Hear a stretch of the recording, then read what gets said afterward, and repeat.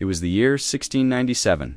A bearded young Tsar, barely 25, stood among shipwrights in the Dutch Republic, hands calloused, clothes soiled with tar, eyes fixed on the keel of a Western frigate under construction. He called himself Peter Mikhailov, a humble apprentice, but he was no ordinary worker. He was Peter Romanov, Tsar of all Russia, and this was not a tour, it was a mission. Peter the Great had left his court in disguise to study Europe's technologies firsthand: shipbuilding, military, engineering, even dentistry. He wanted more than knowledge, he wanted transformation. Russia, vast and ancient, had long stood apart from Europe. Peter vowed to change that, not through persuasion, but through force, through sweat, law, and the sword. And by the time he died, he had torn Russia from medieval slumber and thrust it into the modern world forever altered, scarred and stronger. Peter was born on June 9, 1672. In Moscow, the son of Tsar Alexis and his second wife, Natalia Narisha. He was not expected to rule. His half-brother, Fyodor III, inherited the throne in 1676. But when Fyodor died without an heir in 1682, a bitter power struggle broke out between the families of Peter's mother and his older half-sister, Sophia. At just 10 years old, Peter witnessed the bloody Streltsy uprising. Elite musketeers stormed the Kremlin. Loyal nobles were murdered before his eyes. For the rest of his life, Peter would despise disorder and those who caused it. Sophia seized the regency. Peter was crowned Tsar jointly with his feeble-minded half-brother, Ivan V, near Moscow, where he built toy fortresses, drilled mock regiments, and played war with boys from noble and common, families alike. This was no idle pastime. It was the making of a general. In 1689, at just 17, Peter launched a coup against Sophia, backed by loyal regiments and his mother's faction. He forced her into a convent. Ivan remained nominal co-ruler until his death in 1696. But Peter was now Tsar in all but name, and from the moment he took power, he looked outward. Russia was massive, stretching from the Dniester to Siberia, but it had no warm water ports. Its military was outdated, its government sluggish, its Bojars, the old aristocracy, resisted change. Peter saw Europe's power, wealth, and machines, and he wanted them. In 1697, Peter left Russia, the first Tsar ever to do so, traveling incognito across Europe, known as the Grand Embassy. This 18-month journey took him to Prussia, the Dutch Republic, and England. He worked in shipyards in Zaandam, studied anatomy in Amsterdam, and observed Parliament in London. He toured factories, museums, and military academies. He wanted alliances, too, against the Ottoman Empire, which held key ports on the Black Sea. But diplomacy failed, so Peter returned to Russia with a different lesson. If the West would not help him, he would build Russia's power himself. Peter returned in 1698 to find rebellion. The Streltsy, the same elite guards who had traumatized him in childhood, had risen once more. Peter crushed the revolt brutally. Over 1,000 were executed, many by Peter's own hand. It was a message. The past was over. Resistance would be answered with terror. Now he began reshaping Russia, one decree at a time. He ordered boyars to shave their beards and adopt Western dress. He reorganized the calendar to align with European norms. He built secular schools, a new navy, a modern army.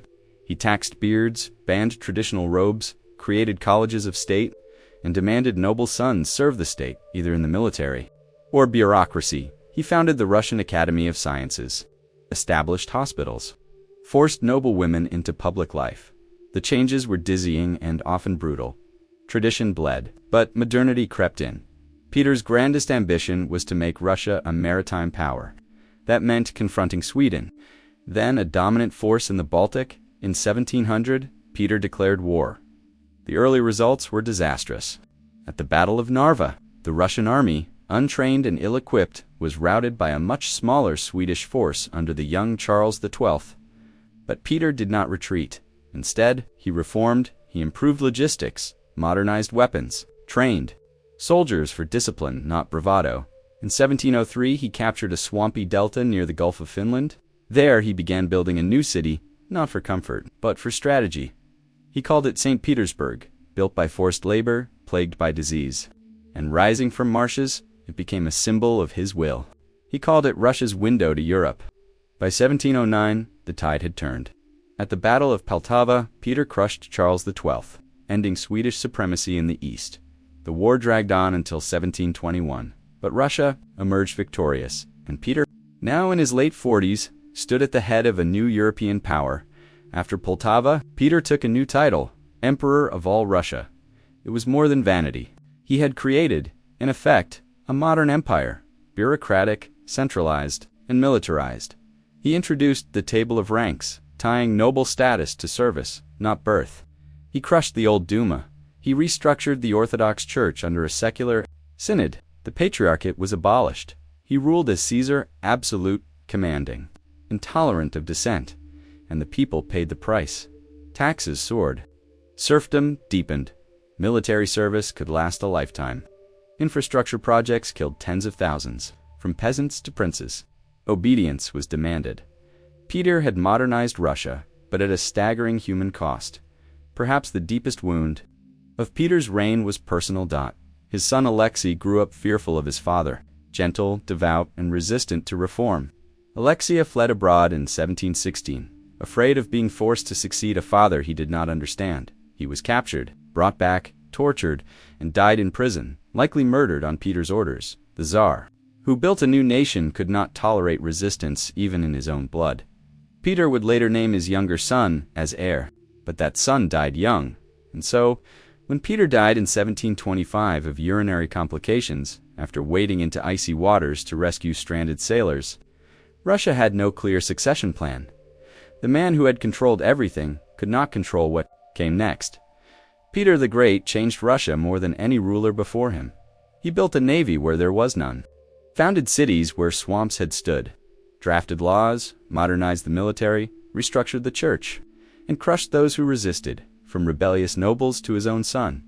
He turned Russia into an empire, not by evolution, but by force. To his admirers, he was a visionary, the father of modern Russia, the man who gave the country science, steel, and standing among European powers. To his critics, he was a tyrant, a despot who traded tradition for Western mimicry, and modernity for suffering.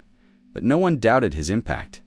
Russia, once viewed as the backward giant of the East, had stepped onto the world stage, not gently, but, like Peter himself, abruptly, violently, and with unshakable resolve. He had hammered a medieval state into an empire, and though he died without peace, without a successor, and without forgiveness, he left behind a nation forever changed.